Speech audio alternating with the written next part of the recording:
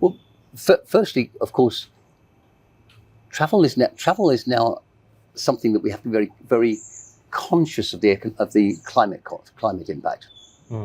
So it's one of my rules that I won't do long distance travel on its own. So for pleasure on its own, I've got to be in the region in order to do that. Okay. And it's just something that I think any responsible person, let alone coach or mentor, has to have a set of rules for themselves about what is acceptable.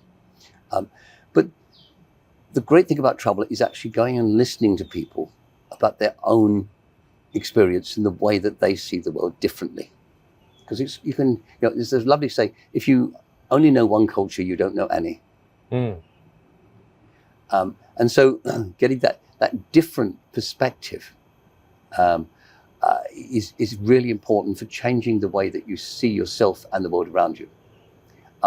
I had this lovely experience in Vanuatu a couple of years ago, where I was in the jungle with the tribe, and the chieftain showing us around some of the wonderful things. Were you coaching the chieftain? No, I don't think so. It may be instinctive sometimes, but basically I was listening and asking questions. Okay.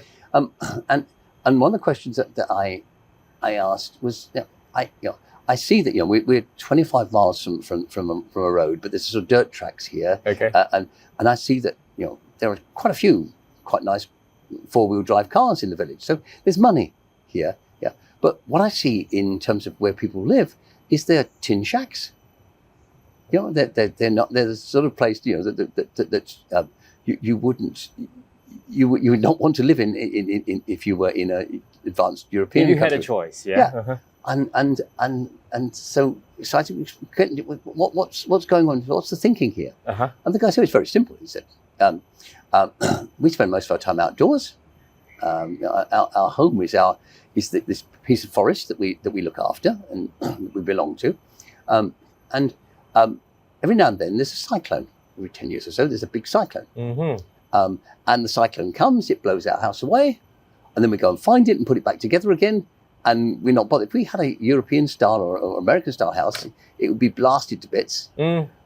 So what's the point? Yeah. And I thought, what a wonderful philosophy. Yeah. And something I was told about just a few days ago. We're going to be spending some time in the Masamara with the tribes there, and we.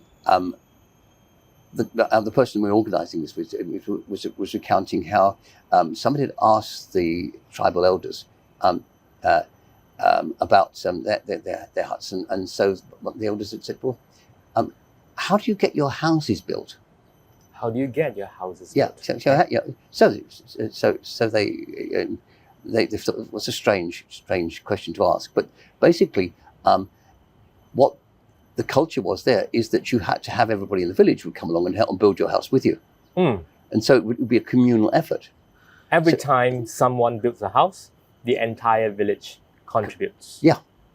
Completely different philosophy from being Singapore or almost any other more westernized or developed economy would see things very differently. Yeah. And it's seeing that there's not just one way of looking at things. Everything could be viewed from multiple perspectives. Context is all.